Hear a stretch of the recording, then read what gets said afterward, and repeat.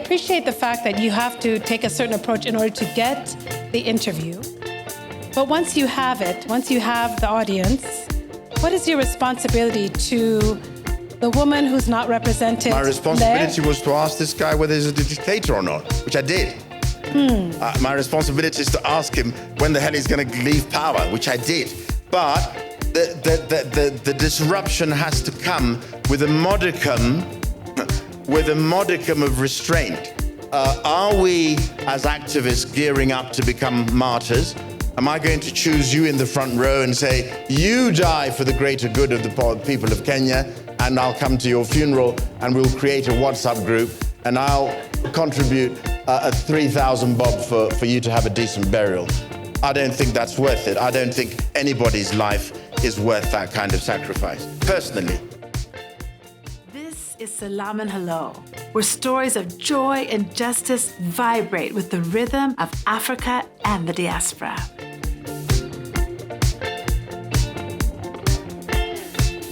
We're worried, anxious group of people trying to move along. Maybe one day we'll get on. So Mwalimu John Sibi-Okumu has been a columnist, a writer, a stage actor, director, playwright, a TV and film actor, a voiceover artist, and a radio and TV broadcaster. In fact, over his 50 years, his contributions have so shaped Kenyan culture and art that in 2022, he was given one of Kenya's top honors, the Order of the Golden Warrior, in recognition of his outstanding contributions to arts and culture. Can we just take a moment and just appreciate what that means after a lifetime of such deep commitment? Mwalimu has played more than 40 characters on stage, including Romeo, Shylock, and King Oedipus, and has acted in global films, The Constant Gardener, Shake Hands with the Devil, and The First Grader. On television, he memorably presented not only primetime news, but also The Summit and the Zain Africa Challenge. On the former, he is credited with being the only TV host to have had a one-on-one interview with former President Daniel Arap Moi, which we are going to talk about this evening. As a theater director, his interpretation of Kenyan musician Eric Wanaina's play Mofaya played to great acclaim at the New York Festival of Musical Theater in 2009. And Mwalimu himself is the author of 6 original published plays and has also written and published prose and poetry. For young readers, he has published Tom and Mboya, Master of Mass Management, and a short story, Belonging, which was one of 14 stories featured in the collection Nairobi Noir, and was later highlighted as one of the best mystery stories in 2021 by the Best Mystery Stories of the USA. Mwalimu John Sibi-Okumu is also a former member of the Governing Council of the Kenyan Cultural Center and the National Theatre, and is currently a non-executive board member of the Katiba Institute, which is dedicated so importantly to safeguarding the provisions of Kenya's constitution. Not a small feat, but certainly one that Mwalimu is up to. In 2012, he was given the honorific title of Chevalier in the Ordre des Bons Académiques for services to French culture as a teacher, which he was for over 2 decades. So please, Africa Media Festival, please join me in giving a warm welcome to John Sibi-Okumu.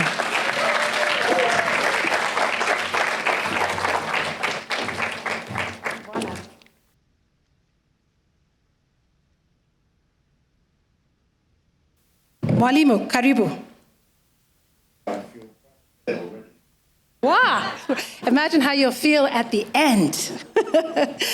Okay, so it is just a great honor to have you with us.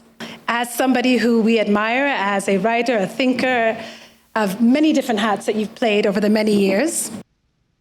So let me start thinking about the role that you played in media for many decades. Media sets an agenda. We've been talking about that all day today. As a writer and a broadcaster yourself, you also, I'm sure, had agendas over the years for your work and your words. So tell me, what do you believe that the work of artists, what agendas does that disrupt within media and society? So we're going with the difficult questions first. They're all difficult, unfortunately. Ladies and gentlemen, thank you so very much for being here. I think before we get into answering the difficult questions, I should explain how I became a media practitioner. I don't have any degrees, I don't have any formal training, but when I was a wee little boy, way back in 1961, I joined my father as a student in England of the law. And when we came back to Kenya, somebody came to the school I was at the time, and I recited a poem by Wordsworth called The Daffodils. I wandered lonely as a cloud, etc., etc., etc. And a gentleman who had been seconded by the BBC to teach African presenters in the wake of independence, called Robert Beaumont, who was with a lady called Roma Barraclough, said, this little boy speaks such nice English, which I'd learnt in the 7 years in the UK. We ought to have him as part of what was then the Kenya School's broadcasting division of the Voice of Kenya, whose role in society was basically to teach people long before social media by just basically programming stuff on the radio where people could listen to the radio and learn English, mathematics at whatever time. So I remember that my first brief as child talent was to be part of a program to present Charles Dickens' Great Expectations. And it went on from there. When I got to university, I was roped in to read the news for what was then called the General Service of the Voice of Kenya. And we read news in English. And from then on, I was roped in. I was a French teacher full-time, 9 to 5, hence the Mwalimu, the Kiswahili word for teacher. I actually taught for 30 years before I retired in great glory. But so that explains that I'm a bit of a phony here because I have no credentials apart from watching people do what I do and imitating them. So sadly, that way of going about life has ceased. I don't think anybody can quite replicate my experience because you need degrees, you need masters, you need doctorates and whatever it is that might follow. I think to answer the question about disrupting, I think the creative artist is a disruptor, a discomforter, in as much as we depart from the very basic premise that the world is imperfect. That's a trite observation. Any 2-year-old would say to you that the world is not right. It could be made better. So without making too many claims, I would like to suggest that everybody in this room is potentially a disruptor. Everybody. So I take a certain umbrage to people who go around suddenly with a big badge saying, I'm an activist. I know there are lots around. I'm sorry, I don't want to give you a medal. I think we could all be activists in our own time. And the activist is basically the person who, remember yourselves as little children, who says, Mummy, Daddy, this is unfair. It's got to change. And that's what we do. We shouldn't make supreme claims for ourselves, and you also have to be given the opportunity to say things are unfair. Because if you say that things are unfair, power structures can come down very heavily upon you. So it's basically the struggle between the individual within society and the level to which we can go in expressing. So in trying to be a disruptor, Lilly, in trying to be a disruptor, it's just using the opportunity that has been given to one to push the envelope as far as one possibly can without some sort of messianic great halo thing over one's head. So I'm sorry, I haven't, that introduction was a bit false. I've just done the best I could when I could. And over 50 years, because having started as in standard 6 in our educational system and going to turn 70 this year in July, it's been a long time. Thank you for that. So let's build on what you said about the fact that the powers that be come down on disruptors.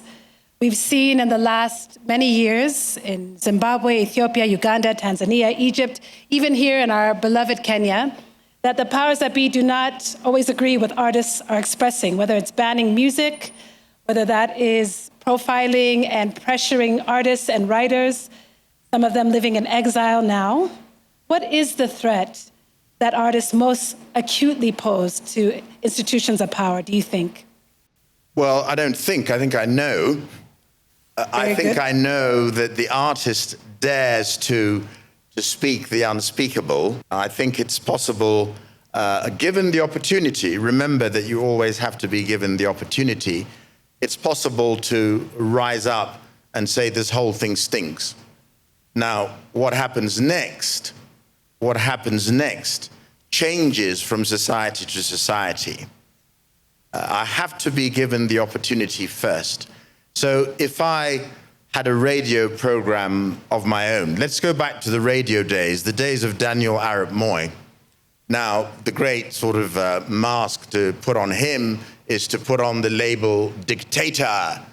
And I think that as Africans, we must be wary of labeling all our leaders as dictators. What's that? Am I going to be eliminated immediately for They're coming for you. They're coming for you. Where's the Kalishnikov? I think the leaders that Africa has had in the time that they've had, it's a tough job running a country where maybe there are 210 different ethnic groups, people who define themselves differently.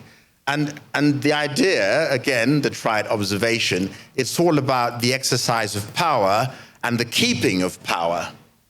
So once you're in there and people are ranting and raving, everybody says it's a bit like school lunches. Nobody's quite happy with them. There's always something quite wrong.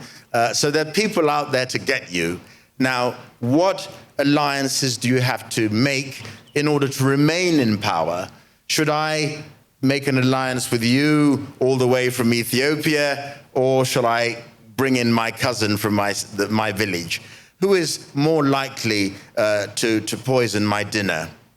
I think you. So I think I would then surround myself with a coterie of people like myself who are going to defend my point of view, and it might be necessary to put my enemies away, either in jail, sort of manacled and shackled, because I want to retain power. And then once you're at it for long enough, the urge to stay there grows ever more enticing, so that you come in with your revolutionary beret and your cap saying, I'm in for 2 terms, then I'm out, and 35 years later, you're still in. But fellow Africans, sorry to be a bit sort of racial, we have to appreciate that Africa is changing slowly, and the disruption process is going to be a slow one. We cannot go from one thing to another and suddenly adopt the ethos of countries that have been nation states for the last 500 years when we're only 60. Beware. That's quite a somber and heavy summary or reflection. So I want to visit again your interview with President Daniel Arap Moi, one of the only ones he gave one-to-one. You've also interviewed 4 other sitting heads of state, 4 other presidents. So I'm curious, given knowing the context in which you're entering in those political conversations, given now the benefit of time and reflection, are there questions that you wish you would have asked some of these African leaders first? And then secondly, what questions must we demand of our political leadership now? Well, let's go back to the present. The Kenyans here present will know that our current president, with a lot of flack and bad press, is the first president who actually sat down with a group of journalists for all of 3 hours and allowed them to field whatever questions they wanted. That's pretty much of a big deal, because when I was interviewing Daniel Arap Moi in 1997, I had 24 minutes. So that's progress. There's no other word for it. There's another question that you're going to perhaps ask me. Let's talk about the Daniel Arap Moi interview we're talking about storytellers. So what I said to you is that with every opportunity, I would just tell you some real live stories. So here we are, we've got a president, and I've started a program called The Summit, and we start off with people going up a lift into a building called The Summit in a hotel. And in the lead up to some elections, we've managed to persuade each and every player to be interviewed who aspires to the presidency. And the idea is that Daniel Toroitich Arap Moi is going to refuse. But then his minders, whom I knew, quite simply because I was teaching their children. So I appealed to them and said, let's leave names out of this. Let's get this interview. So we have factions within government saying, no, let not the president go on to this program because this smarty pants might make a fool of him. There's another group of saying, Mr. President, if you don't go on to the program, you're going to be labeled as a wimp. So he listens to the non-wimpies and agrees to come onto the show. But there's a whole preamble because whenever I did the show, one of the tenets was that my guests were never to have the questions in advance. It had to be me against them, and it had to be that I wasn't taking any sort of instructions from my producer as to what to say next. So I realized that I was in a pretty powerful position. Here I am. The president is not going to tell you when to have the interview, and his mind is rather disturbed by this notion that you're going to be able to ask the president anything. And they're not giving you a date, only that they've agreed in principle to give the interview. So there I am, more prone to a tipple 20 years ago than I am now. I've got some guys at home, and we're knocking back various forms of alcoholic beverage, and I'm basically pissed as a fart. And the phone call comes in at about 2:00 in the morning saying, "You're on." I said, "What?" And then I remember all the things that my mummy had taught me. In the presence of alcohol, drink lots of water.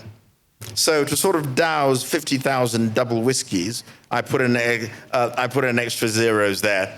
I'm drinking all this water, and my producer, whom I can name, Joel Musundi, says, we're on, we're going to State House.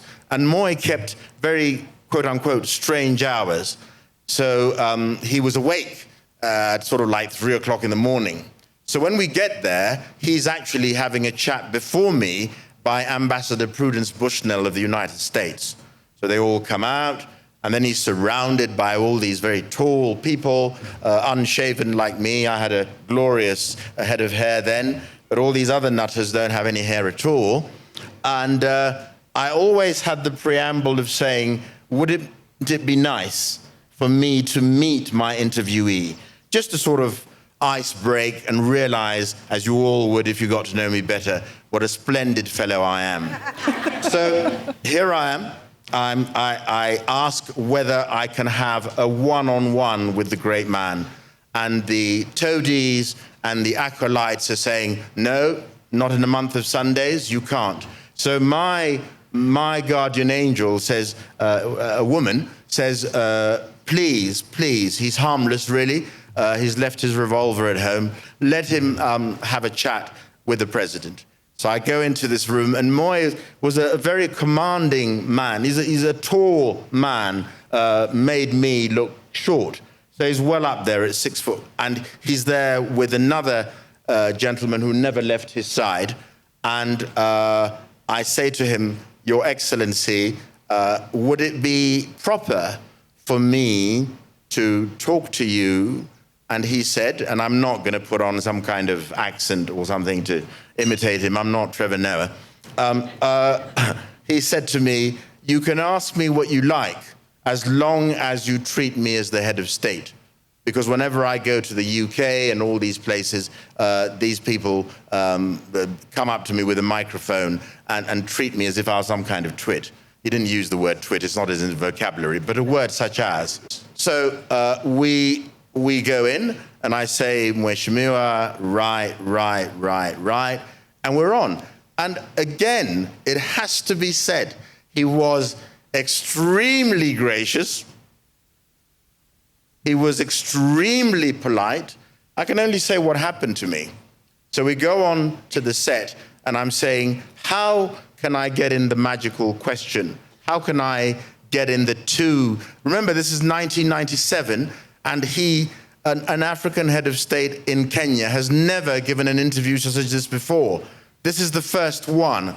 And everybody is on tenterhooks waiting. There's another short story and a memoir about what happened. My wife thinks I'm an absolute twit for being, this Kichwangumu who's going to do this again. Why don't you just stay at home and have another whiskey?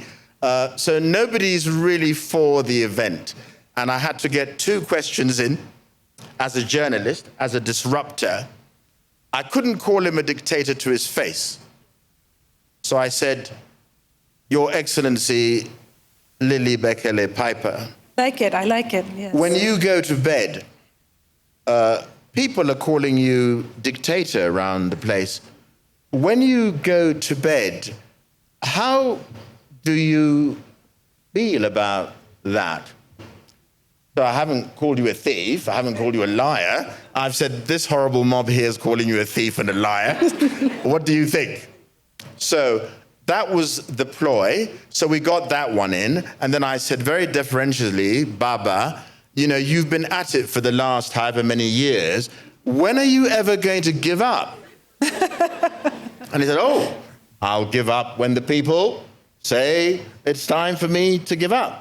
And then I said, okay, John, try to push the gears again. And they said, people in Kenya are calling you Moi Butu. How do you feel about being called Moi Butu? Sharp as a razor, he never missed a beat. If you look at that interview, he was with me all the way. So you know what I'm saying? These guys, these founding fathers, we've got to give them respect because they were working under very difficult circumstances to unite and create nations that didn't exist, basically. So that's my view. Maybe it's not the popular one. When I interviewed Comrade Robert Mugabe, again, a long story as to how we got to the interview, and we nailed him at the Serena Hotel in Mombasa when he was on honeymoon with wife number 2. So he'd come on a honeymoon, and people had given us a lot of hassle saying, you can't do this, you can't do this, you can't do this.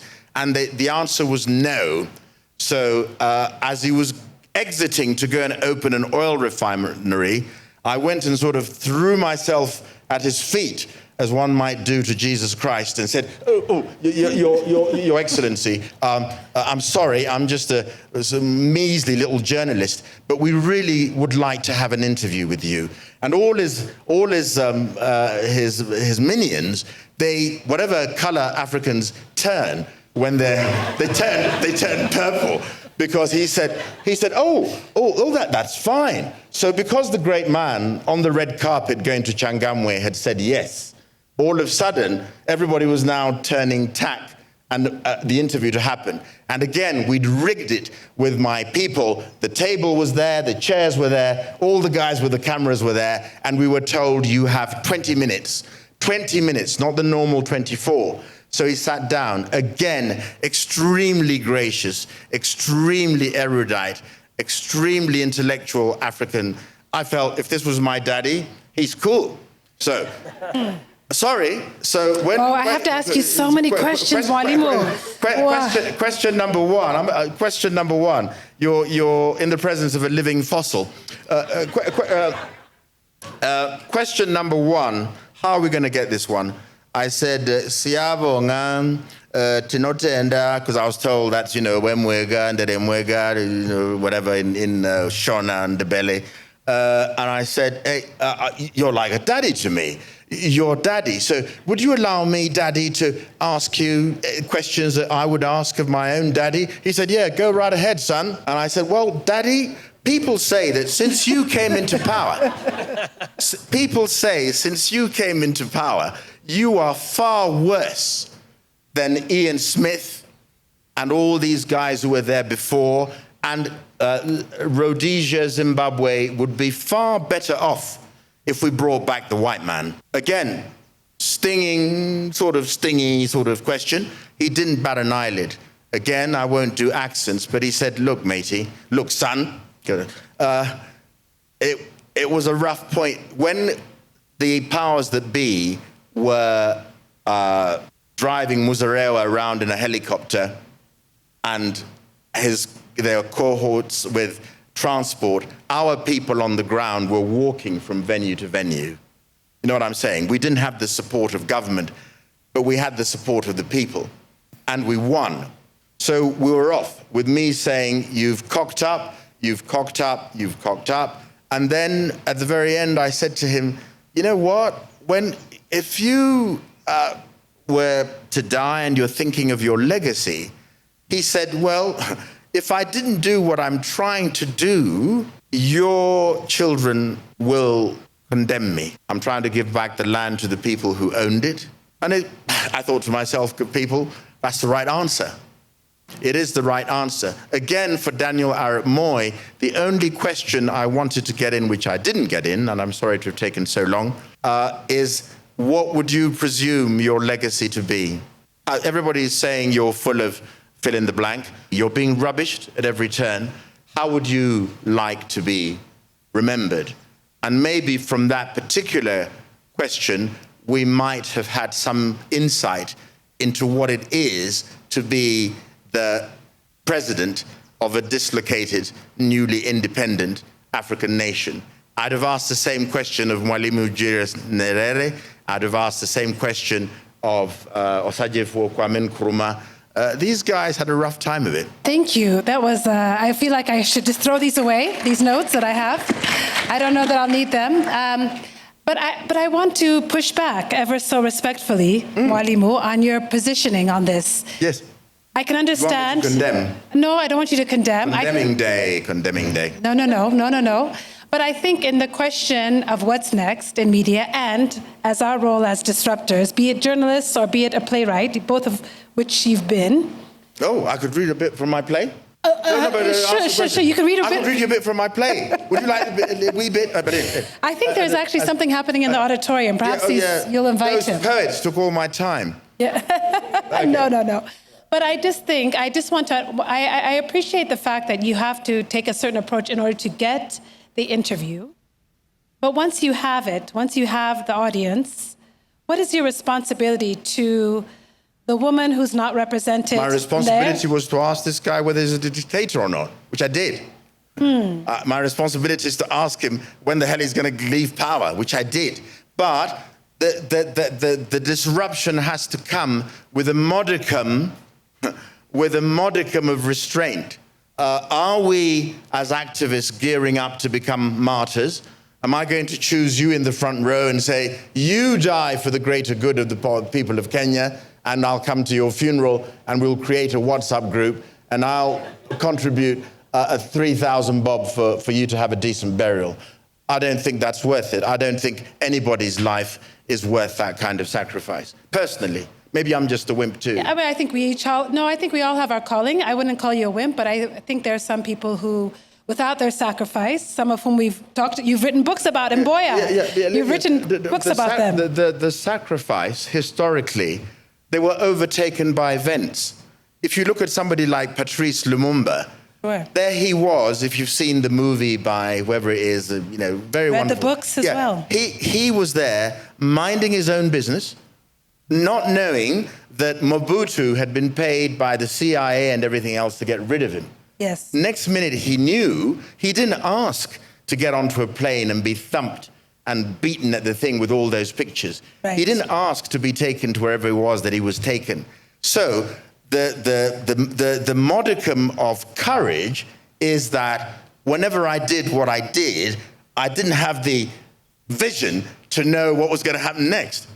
You know what I'm saying? I'm not Ngugi wa Thiong'o or Henry Chakava, where people will meet me at my gate and chop my fingers off, which happened. You know what I'm saying? There is a certain courage, there is a certain bravery in daring to speak truth to power. Absolutely. And I guess, thank you, yes. I think my point is, not in disagreement, but to push and say when we come to those moments of opportunity, because it's a privilege. It's a privilege to have an audience with somebody of influence, with somebody of power. When we come to those opportunities, who must we bring to the table? Who must we bring into that conversation who would otherwise be unrepresented? So I'm thinking about in our Kenya, if we keep it just to Kenya, yes, the woman, the poor, the queer, the marginalized, the migrant. How do we represent them fairly and make sure that we are disrupting the world in order to give them a place? And is that your role? Is that my role? Yes, it is. It is. I remember I thought about my syntax carefully. We're all activists. Let's not just have a few saints in the room. I think one of the things that we must recognize here in Africa is that we, by our very nature, represent a grouping of privilege. So, of Kenya's 55 million people, there only may be so many thousand who can come to the African Media Festival. When I go to the village, my village, and I go and see my aunties and uncles and everything else, they have no idea what AI is. They have no idea that some kind of robot's going to make their breakfast. You know what I'm saying? So let's be real. There is such a thing, if you want to go back to the whole notion of, class struggle. There is a class struggle going on in Africa in our very midst. And I would challenge you that you all belong to the privileged elite. So don't get onto your high horse and say, with respect, that one of the ways in which to disrupt is to educate. The program that I last did on Capital FM, it had the very sort of selfish title, John Sibi-Okumu on Wednesday. I made it up. Every Wednesday, we unpacked the Constitution. You know what I'm saying? We found somebody who could speak about health, and it was all very la-di-da, but the expectation is that the people who don't know might be led to know. And that is a very powerful instrument, again, to have, to educate. There are millions, tens of millions of Kenyans who don't know, good people, what you know. So don't have the arrogance to say you're in a little cocoon representing them, because they don't know. That's a disruptive statement. Another one? Thank you for that. Thank you for that. One thing that comes to mind when I think about your work and also the moment that we're in right now is that we're all competing for attention. Some people have said that attention is actually our most valuable commodity because everything is coming at us, wanting our time, our attention, our focus.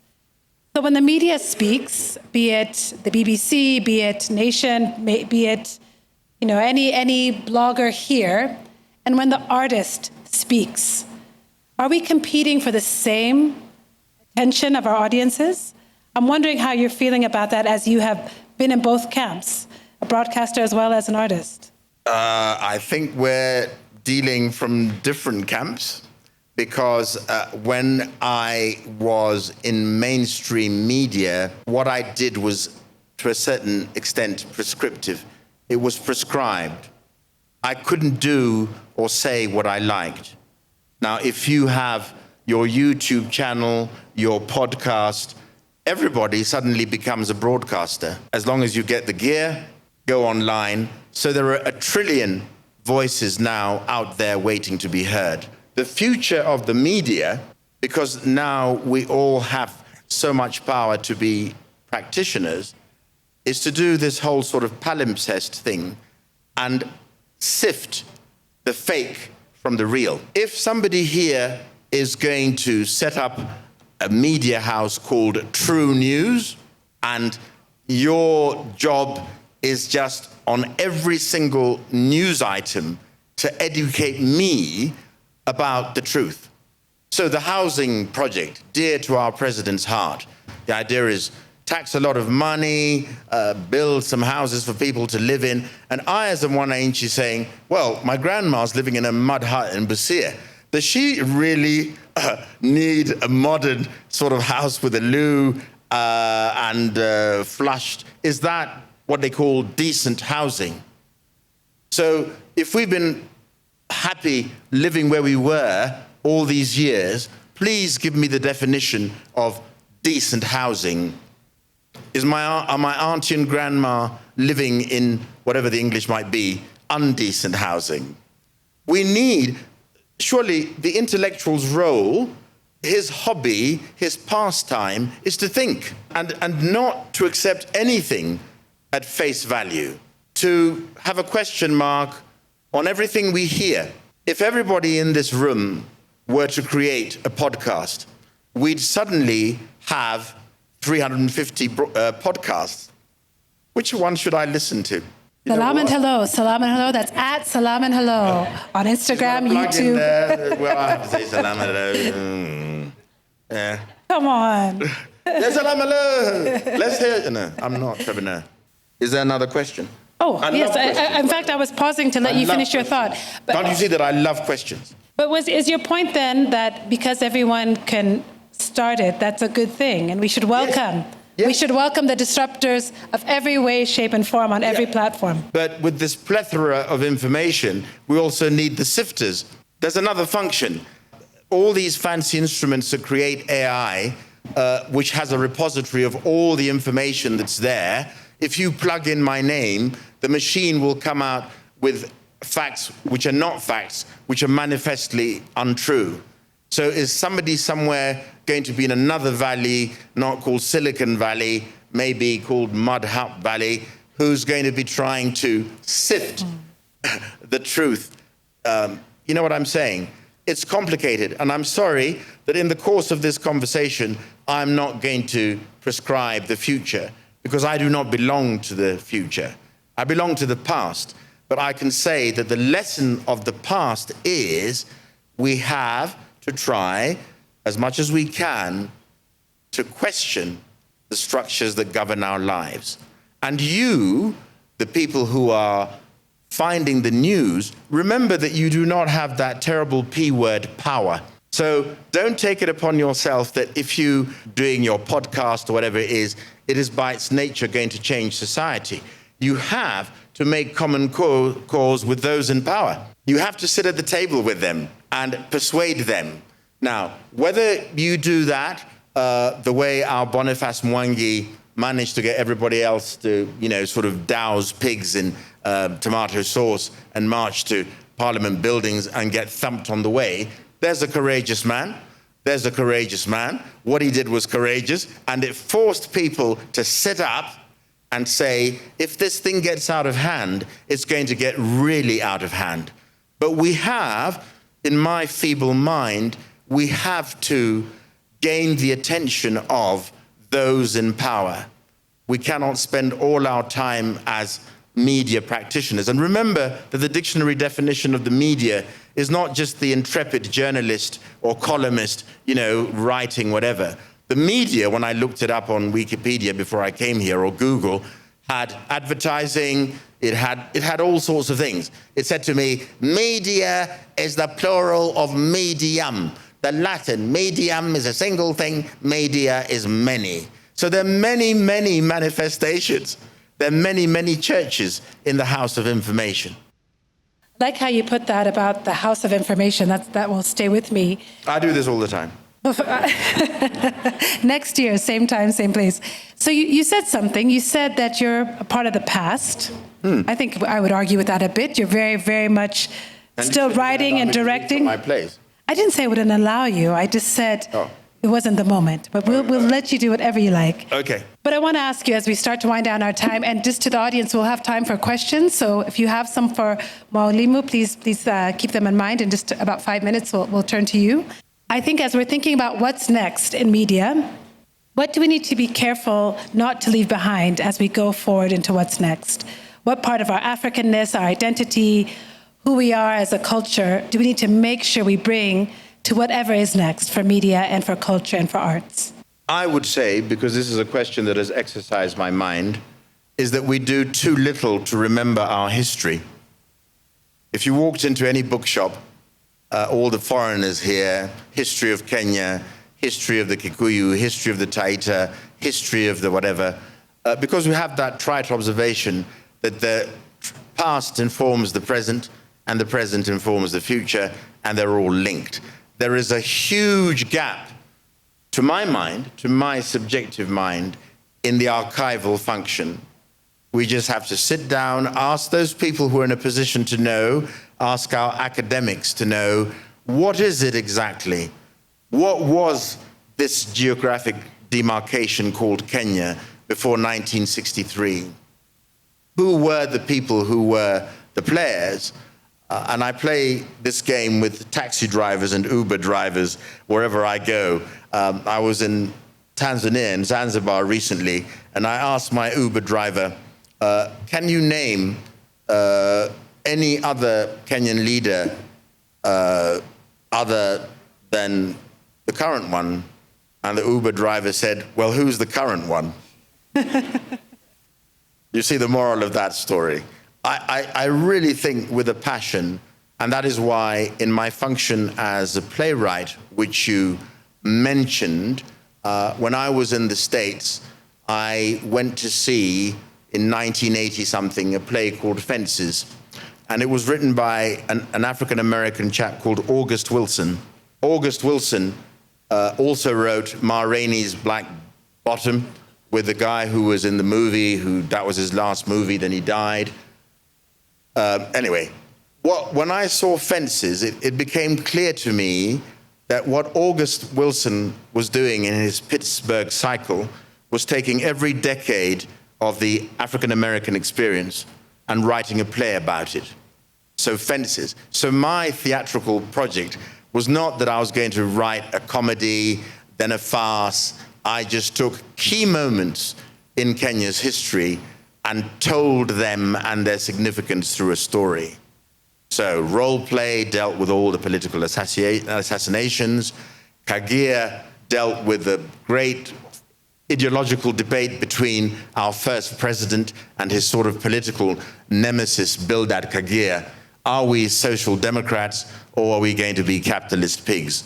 And we've decided to be capitalist pigs. We have to go back to the moment when that happened, and you people, because every face that I see before me through this blurry thing is young. And I'm sorry to say again, it is the young who represent the future, and they have to know about the past. So the obligation is for us to supply it to them. So maybe somebody will be a YouTube channel that does nothing but go backwards before we go forward. No, thank you for that. I actually see also in the audience people like Abu who have been part of, theater groups like Too Early for Birds, who offer us a reminder of exactly where we've come from in order to enlighten where we are. Exactly. And I think you're absolutely right. The youth, there are pockets doing that, and we welcome that in droves. So at this time, I'm going to ask him one more question, but there are microphones, I believe, Rahma, somewhere floating around. We have some prizes for those who ask questions. I know I wasn't going to mention, but so we have time for probably 3 questions. So if you've got a question, you can put your hand up and we'll make sure the mics make it to you. And as that happens, Mwalimu, let me ask you one closing question before we turn it over to our esteemed audience. Being, for the curious Pan-African mind, somebody who wants to be both a disruptor, a leader, maybe not an activist, as you've so put it, but who wants to find their place as a disruptor and as a voice. What are the essential engagements? You spent many decades as a teacher, so we're your students tonight. What are the engagements? What are the assignments? What is the material we need to have in our hands that we need to be engaging with in order to be active participants in our culture today? Lily, I'm going to repeat myself in a different way. We have to know something about something. What do we need to know? Other than, you've said the past, you've said history.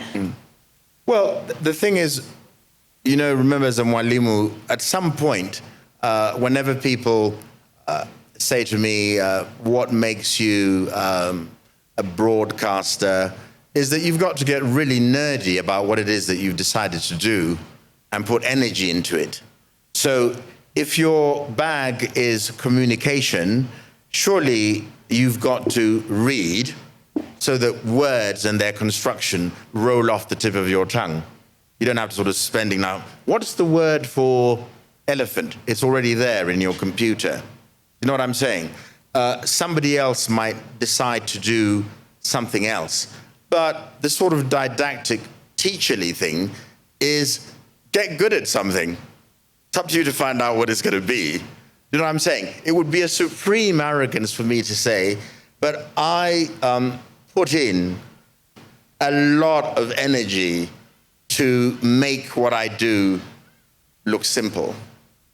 I've not slept for 10 days in preparation for this interview, and I've been living on water alone. I don't believe it at all. I don't know what to do. He's defeated me. I'm defeated on my own podcast. Thank you so much, Mwalimu. I think what you have given us tonight is a slice of the many, many conversations, material, plays that he's given us over 5 decades. So if you don't yet know Mwalimu John Sibi-Okumu's work, please take some time today to engage with it. He has multiple conversations, as he mentioned, on Capital FM, a book of plays, which we are actually going to give out tonight.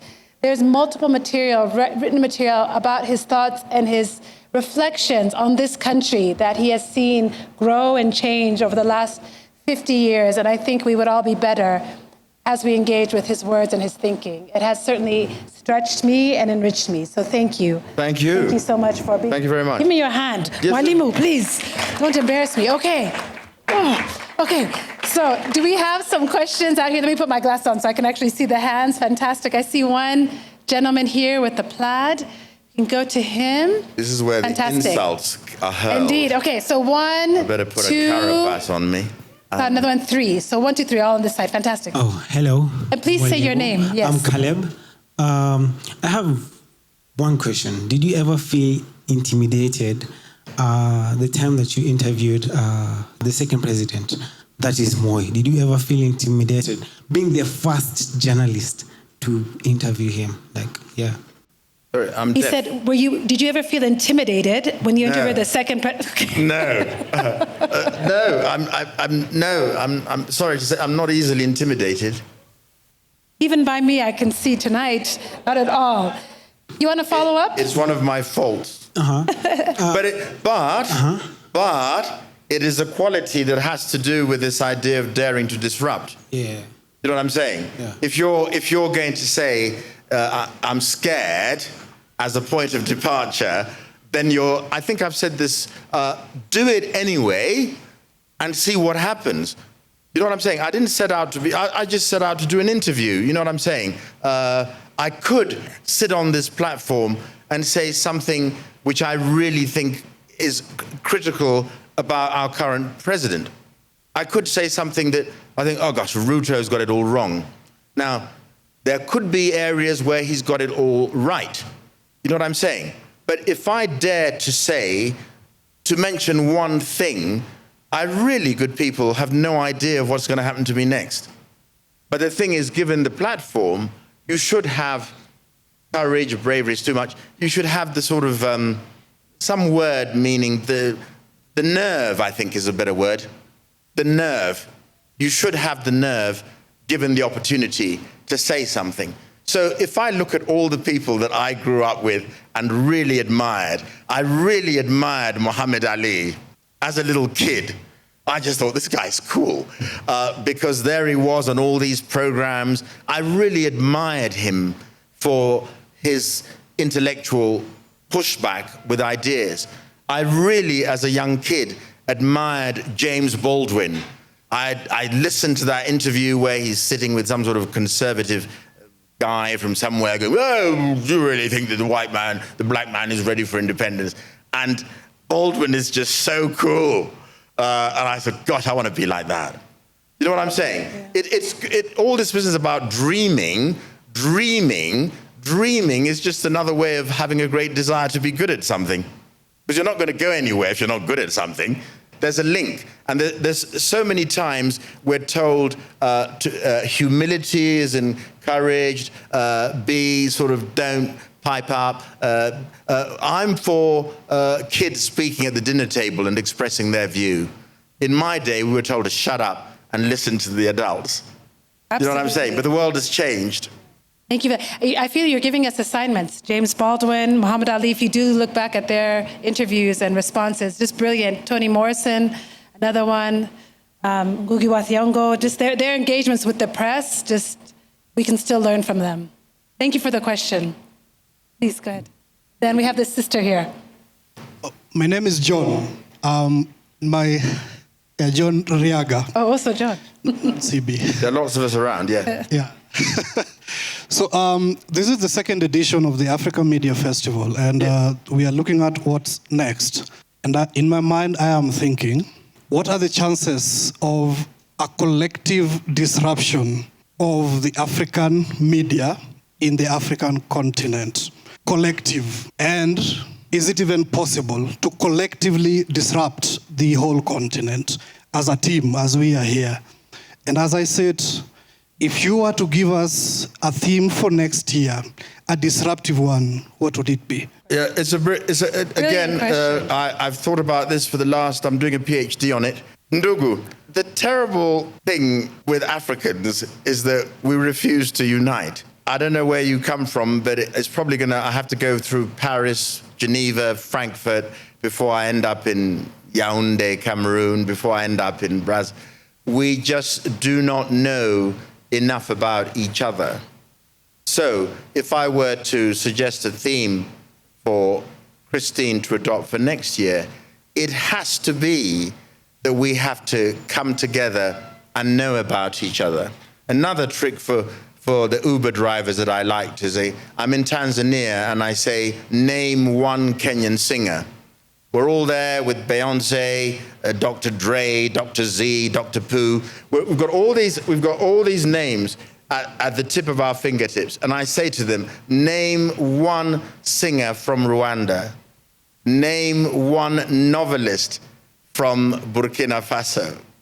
The answer is, I don't know.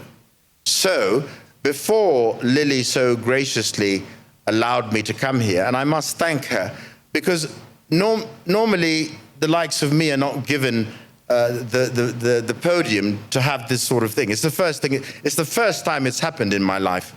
You'll be really shocked.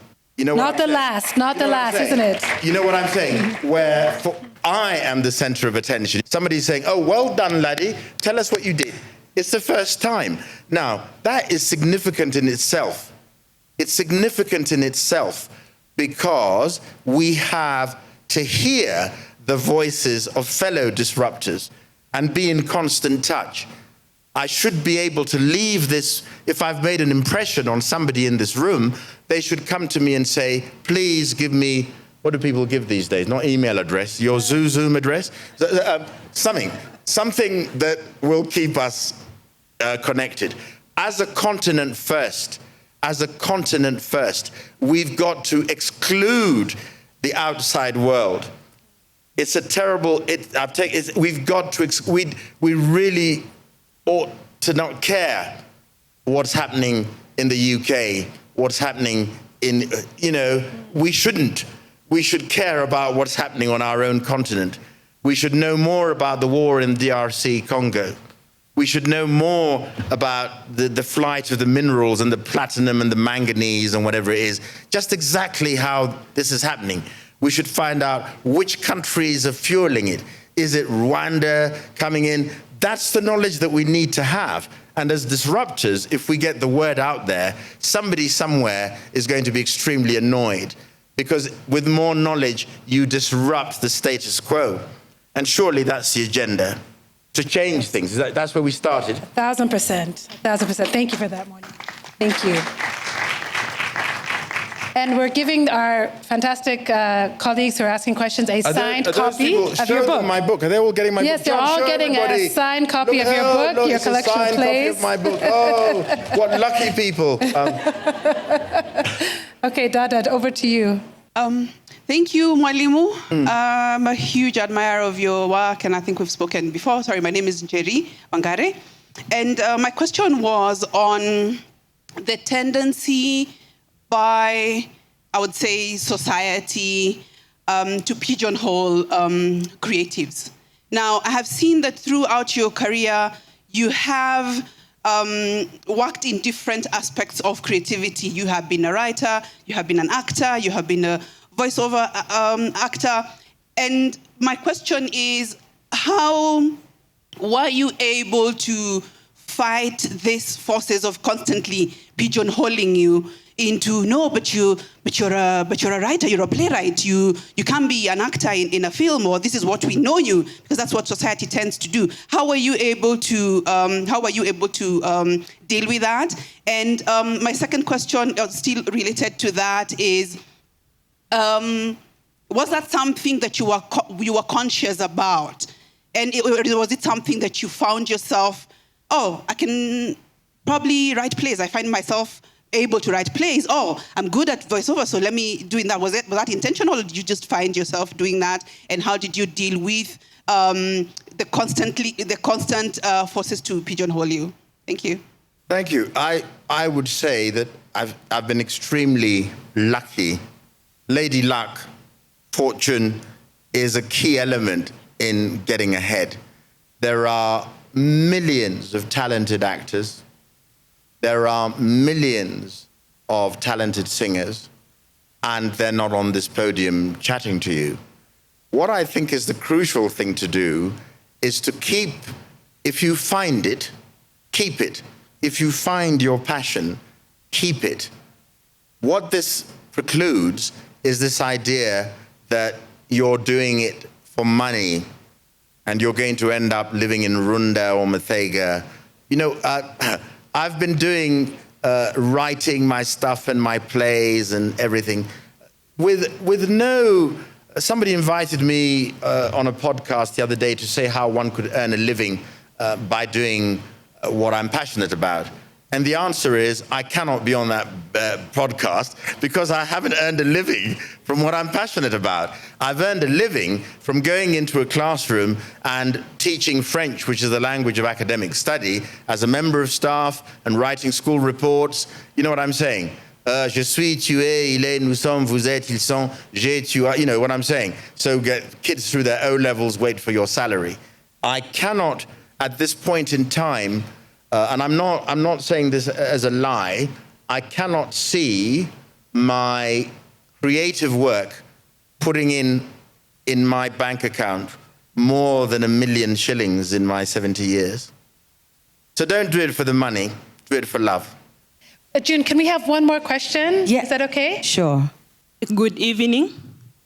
My name is Damaris. I am a filmmaker. So I have a question to you, sir. So my question goes, I've read your story. You are an actor and a director, right? If you go back in time, like many of us here who are youth, do you think that there is a difference you will experience, or you are going to experience the same challenges that you are experiencing right now? So during your time and during our time, which time do you think is the best? Good questions. Again, I think I've skirted it with my times have changed. The world has become much more competitive. The world is much more focused on academic credentials rather than quote unquote talent per se. If you want to be an actor, you've got to go to acting school. If you want to be a musician, you've got to go to music school. But you know what I'm saying? In the time that I've been on stage, I've played Romeo, I've played Shylock, I've played Oberon, I've played King Oedipus without having been to RADA or Lambda. And I think I gave passable performances. So the world is becoming a crueler place, and we go back to the injunction, get good at something, otherwise it'll be very difficult to shine. A powerful way to end our conversation with Mwalimu John Sibi-Okumu. Thank you so very much. Thank you so much.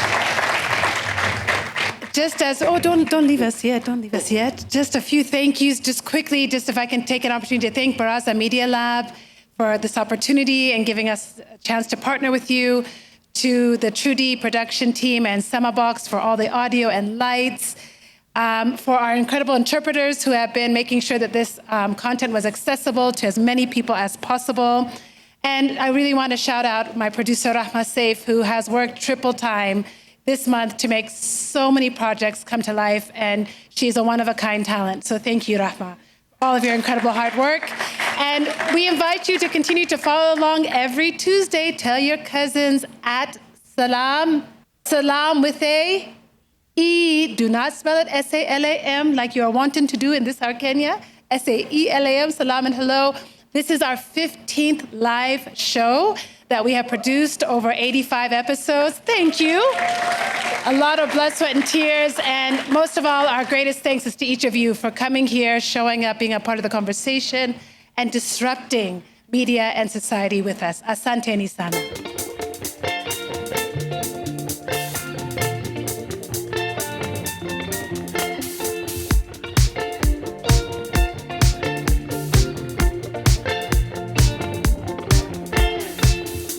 Worry.